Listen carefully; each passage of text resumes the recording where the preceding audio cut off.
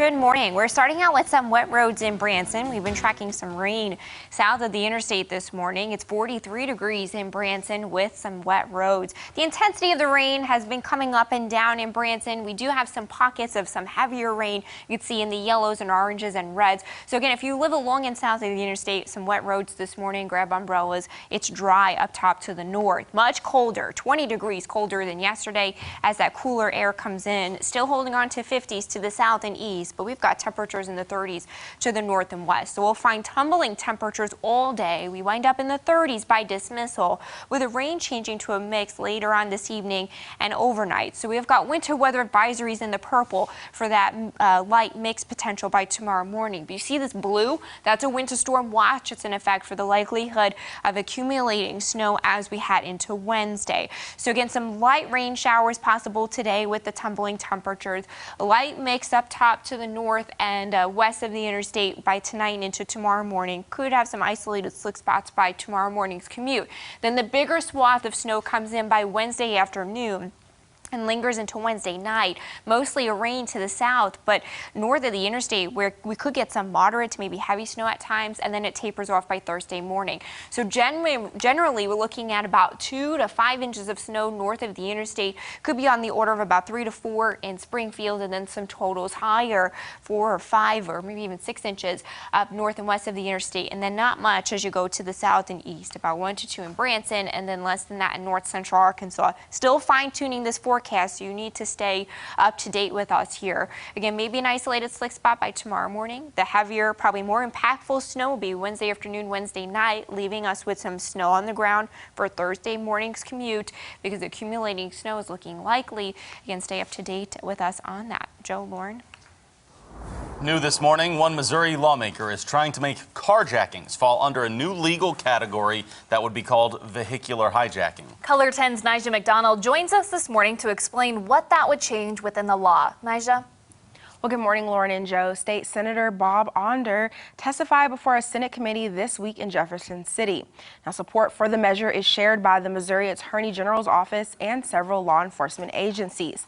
They say current law leaves a gap when it comes to carjackings. Senator Onder says one St. Louis area case resulted in the carjacker receiving 120 days of shock time, a sentence he and the victim feel is too lenient. These are violent crimes in which Missourians are terrorized in what should be a safe sanctuary, their cars. Senate Bill 561 would create a new crime of vehicle hijacking that would mirror first and second degree armed robbery. The bill would also result in a mandatory certification hearing for offenders between the age of 12 and 18. The committee chairman said one committee member had expressed concern about that provision of the bill. However, no one testified against the bill during Monday's hearing. McDonald reporting this morning. We have some political coverage now for you. Missouri Secretary of State Jay Ashcroft says he wants to get rid of the state presidential primary because it's not cost effective, according to him. Missouri holds a primary for you to vote for the nomination of your respective party, but there's also a caucus which each party itself is responsible for. And that, of course, is where delegates are chosen to eventually go to the national convention. We spoke with both the Greene County Republican Central Committee and Greene County Democrats to get opinions on Ashcroft's wish to do away with the preference primary. It makes a caucus go easier when you have a presidential preference primary because it's already determined. But it's very expensive. I can understand that. With FOUTCH, they're going to have to print 5 different ballots. There are a lot of people who are more introverted and don't necessarily want to be in a room debating for their candidate for 3 hours, and we want to make sure that they have a voice too. The way that I see it is that the primary plays a pivotal function in giving those people who are more introverted a voice and an opportunity to express that. The Missouri presidential preference primary is still scheduled to happen, though. That'll be March 10th, and the last day to register to vote for that is February 12th. Bringing you more local news, the Christian County Canine Program is one step closer to becoming a reality. The program will be given a $10,000 donation from the Youngblood Auto Group during a check presentation later today.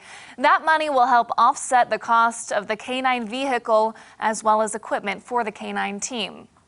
A pit bull adopted from the Humane Society in Springfield needs a ride home, and his life may literally depend on it. This is Diesel, and he was adopted from the shelter about 7 months ago. The 2-year-old was dropped off at a kill shelter in South Carolina a week ago. And since then, the local shelter has been trying to figure out a way to get him out of there. The fear is he will be euthanized because so many pit bulls in that location are put down when the shelters become full. He's only 2 years old. I personally remember him, and he was very friendly, very sweet, and he just has a lot of love to give. And through being a no-kill shelter and putting the key pieces together, adopters, fosters, donating, and volunteering, we've been able to save, this year, we're almost 3,000 animals. We're able to find homes for them. The Humane Society is a no-kill shelter and actually has arranged a vehicle to make that trip down to South Carolina, but it needs money to pay for hotels and gas to return Diesel.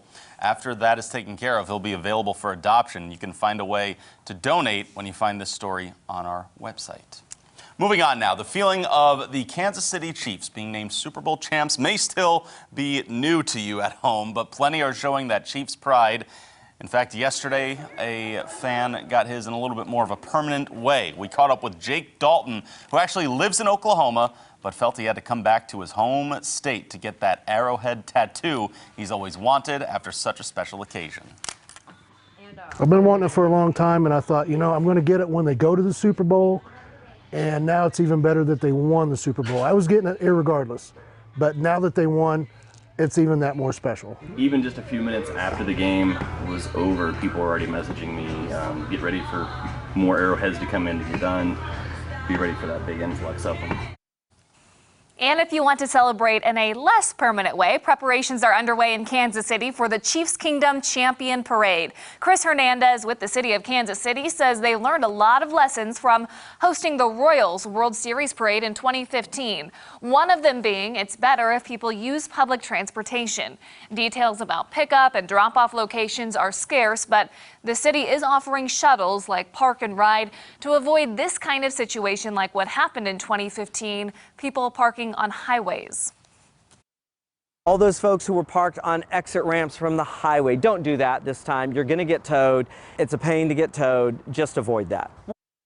There will also be 700 porta potties positioned about a block away from all of the parade route instead of 200 like last time. The streetcar will completely shut down starting at midnight tonight. City officials also remind you to dress warm. All right, so if you want to go, things are scheduled to get started parade-wise at 11:30 in the morning tomorrow. Then it will conclude with a victory rally at Union Station at 1:30 where the crowd is addressed, the players speak and all that. Still waiting for the exact route, though, to be announced later on today. If you don't want to travel up there, we'll be airing the parade for you to watch on KOZL. And Springfield's mayor, maybe, just maybe, hinting at a possible celebration here. Ken McClure congratulated the team. Here's part of his quote right there, saying that a big win like this creates a sense of place that citizens can feel proud of. McClure also went on to say last fall the Stanley Cup came to Springfield to celebrate the Blues' historic win. More than 6,000 people showed up for that. So who knows? Stay tuned. We will hopefully be the first ones to let you know if that is set in stone. Make a push, Mr. Mayor. Right? That's what we're all hoping for. We also want to show you what's coming up this morning after daybreak. Mason coming up, Edie Falco in Studio 57. She's back on TV as a police chief in her follow-up to The Sopranos and Nurse Jackie. That's coming up on CBS This Morning. I feel like she's always on the show. It's pretty big. All right, we're looking at trends right now, and boy, oh boy, we've moved from football to the political world and election year thing like that, right? That's right, yeah. The Iowa caucus is like the top 5 out of 7 trends on Google right now, for good reason. Very true. There's no winner right now. That is a bit of the issue. They're saying technology issues are keeping this from happening. You see people holding up ballots there, but there was an app that wasn't working. They're saying that they'll announce a winner today, but all these candidates have moved on to New Hampshire now. Now, when I worked in Iowa, I got to cover the caucus, and it's a big deal because it's the first in the nation, right? It's the first one where you're getting a real look at what people who are going to the polls are thinking. So, pretty cool. CBS This Morning has a lot of coverage on what exactly went wrong with the app and interviews with several people, so you can catch up with them. They're also talking about, just following our show here, about State of the Union address, which is scheduled for tonight, expecting President Trump to be very optimistic in his address. Right. That'll come up later on. Of course, we'll be having that coverage for you as well. Just a little bit of time left here, telling people to watch out for the weather, keep the app handy. Right, tumbling temperatures today, mostly rain today, but a little bit of a mix up top to the north. Could have some slick spots by tomorrow morning. Then a winter storm watch is in effect for Wednesday, where accumulating snow is likely. Stay tuned to the app. Jamie and I will have you updated through the day on that changing forecast. All right, everyone, thanks so much for starting off your Tuesday morning with us here on Daybreak.